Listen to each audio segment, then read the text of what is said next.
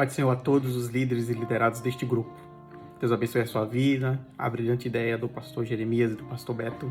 Deus abençoe você também, o nosso líder Márcio Borges, a sua família. Deus abençoe.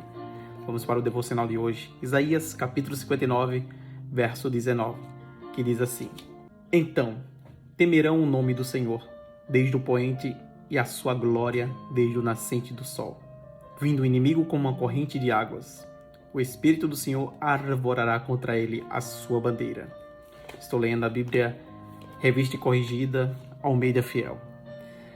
Nós vemos neste versículo bíblico algo brilhante. O profeta Isaías, filho de Amós, que é autor deste livro bíblico, um livro considerado a mini-bíblia por conter 66 capítulos, e a Bíblia ter 66 livros, 39 no Antigo Testamento e 27 no Novo Testamento, vemos que o profeta Isaías, o seu nome em si significa salvação é do Senhor.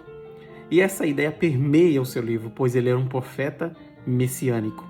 Ele profetiza sobre o nascimento de Jesus, sobre o milênio, sobre a volta de Jesus.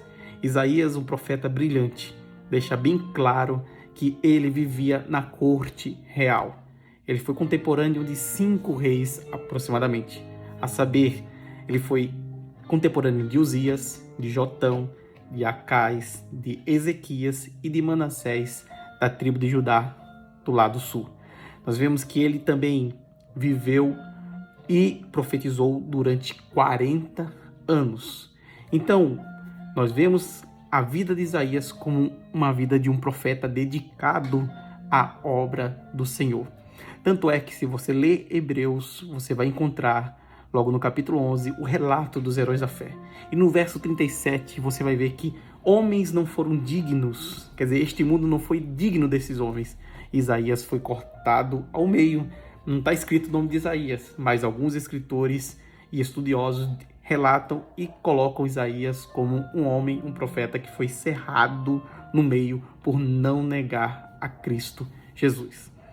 Dando essa introdução, nós vemos que este capítulo e este versículo que eu li são capítulos e versículos de vitória.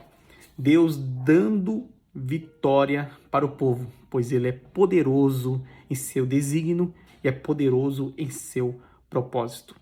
Logo na primeira parte do versículo, nós encontramos: Então temerão o nome do Senhor, desde o poente, e a sua glória desde o nascente do sol. Sabe o que significa isso? A palavra temor aqui não é um medo paralisante. Temor aqui significa respeito ao Senhor. Ou seja, quando entrar na presença de Deus, tira a alparca dos seus pés, porque o lugar que você está é um lugar santo. Devemos respeitar o lugar, nós devemos respeitar o ambiente.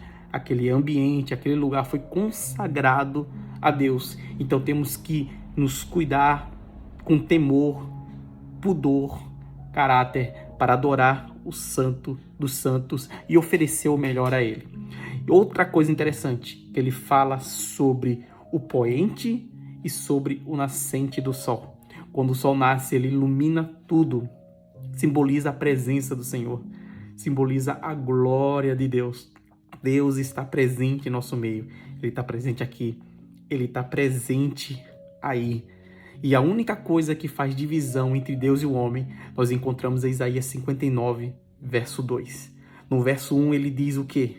Ele diz que seus ouvidos não estão tampados para que não possa ouvir, e nem suas mãos fechadas para que não possa salvar. Mas antes a iniquidade faz divisão entre Deus e o homem. Quando lemos o apóstolo Paulo escrevendo à igreja de Roma, ele escreve em Romanos capítulo 3, verso 23, que todos pecaram, mas carecem, ou seja, estão separados, estão destituídos da glória de Deus. Em Romanos 6, 23 diz que o salário do pecado é a morte, mas o dom gratuito de Deus é a vida eterna. Para que nós sintamos a presença de Deus, precisamos se arrepender dos nossos pecados. Precisamos voltarmos a Cristo. E como nós voltaremos a Cristo?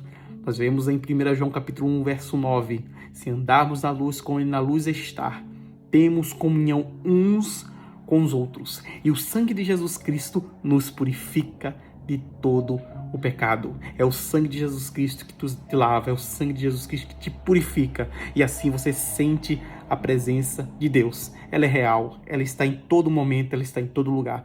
Basta nós darmos legalidade à presença de Deus. Na segunda parte do versículo ele fala o quê? Vindo o inimigo como uma corrente de águas. O inimigo está aí. Ele está pairando sobre essa terra, pois o mundo jaz do maligno. O diabo anda em derredor, bramando como leão, porque só existe um leão que é Jesus Cristo, procurando a quem possa tragar. Então nós temos que tomar cuidado com as astutas ciladas do diabo. Judas não teve o prazer de vigiar. Ele foi com Jesus Cristo, escolhido entre os 12 discípulos. Mas, quando lemos João capítulo 13, do verso 1 a seguir, nós vemos logo na primeira parte Jesus Cristo lavando os pés dos discípulos, mostrando que ele é Senhor, mas ele veio para servir a humildade de Cristo Jesus. Depois, no versículo 21 a seguir, nós vemos que Jesus Cristo convidou os discípulos a sentar na mesa. E naquele momento, Jesus Cristo se incomodou e disse: alguém há de me trair. Naquele momento, ele tinha revelado um traidor no meio dos 12. João estava deitado com o rosto bem no tórax de Jesus. E Pedro, observando isso, fez assim, um sinal. E aí, João, pergunta para Jesus quem é este. Jesus Cristo pegou um pão, molhou e deu para Judas Iscariotes. Esse símbolo de pegar o pão e molhar, segundo a tradição judaica, significa dar honra àquele convidado. Ele deu honra a um traidor, mesmo sabendo que ele iria trair. Mas Jesus sabia também a forma trágica do futuro de Judas, que ele iria se suicidar. E ele usou de compaixão e de misericórdia na vida de Judas. A Bíblia diz que quando Jesus molhou o pão e deu para Judas, Satanás entrou na vida de Judas. E Jesus Cristo falou para Judas: faz o que você veio fazer e faça-o depressa. Judas pegou a bolsa cheia de dinheiro, porque Judas era o que cuidava de dízimo, cuidava das ofertas, cuidava dos dinheiros, pagava os impostos. Pegou e retirou-se. Naquele momento, os discípulos pensaram: não, ele vai comprar alguma coisa para a festa, porque era dia de Páscoa. Ou ele vai dar alguma oferta aos pobres, porque era costume. E ninguém entendeu. E era já noite, e Judas se retirou. Naquele momento, vemos que Judas, ele trocou a glória eterna, a presença de Deus, por 30 moedas de prata, por coisa material. Quantos e quantos jovens estão trocando a sua vida, a presença de Deus, o tempo com Deus, por coisas supérfluas? Em vez de estar na presença de Deus, estão procurando popularidade, estão procurando ser influencer, estão procurando algo superficiais, algo material que não leva a nada. E às vezes nós sabemos que o jovem, ele perde as bênçãos, perde a essência, o poder de Deus por causa de coisas banais. Jovem, não desista dessa sua caminhada. Mesmo vindo o inimigo como uma corrente de águas, olha o que o versículo diz, continuando: o Espírito do Senhor arvorará contra ele a sua bandeira. Aqui nós estamos vendo que a bandeira foi erguida. E isso aqui nos remete a uma ideia de liderança, de direção.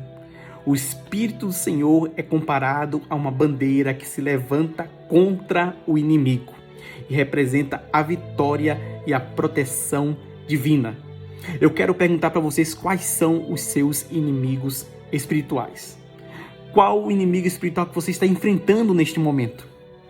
Como a bandeira do Senhor pode ser um símbolo de esperança e vitória em meio a lutas e desafios da sua vida? Guarde a sua vida no Senhor. Confia nele e o mais ele fará. O profeta Isaías profetizou sobre Jesus. E nós vemos um acróstico aqui, que na letra J, ele é juiz. Salmo 75, verso 7. Ele é juiz de todos, a uma bate e a outra exalta. Na letra E, ele é Emanuel. E a virgem conceberá e dará à luz a um filho, que se chamará Emanuel, que significa Deus conosco. Mateus 1, 23. Na letra S de Jesus, ele é sacerdote. Hebreus 7, 17. Tu és sacerdote segundo a ordem de Melquisedeque. Na letra U de Jesus, ele é ungido. 1 João 2,20. Vós tem a unção com o maiúsculo do santo, e sabes muito bem disso. E na última letra, na letra S de Jesus, ele é santo. Isaías 6. Nós vemos que no ano que morreu o rei Urias, Isaías viu a glória do Senhor. E naquele momento os serafins estavam no céu. Com 3 asas, com 2 voava, com 2 tampava o rosto, com 2 tampava os pés. Trabalho, respeito, reverência. E ali no final, ele disse que os serafins louvavam: Santo, Santo, Santo é o Senhor dos Exércitos. Toda a terra está cheia da sua glória. Receba a palavra de Deus. Deus é contigo. O Espírito do Senhor arvorará contra os inimigos a sua bandeira. A vitória é sua, a vitória é nossa, em nome de Jesus Cristo. Jovens, Deus abençoe a sua vida. Amém.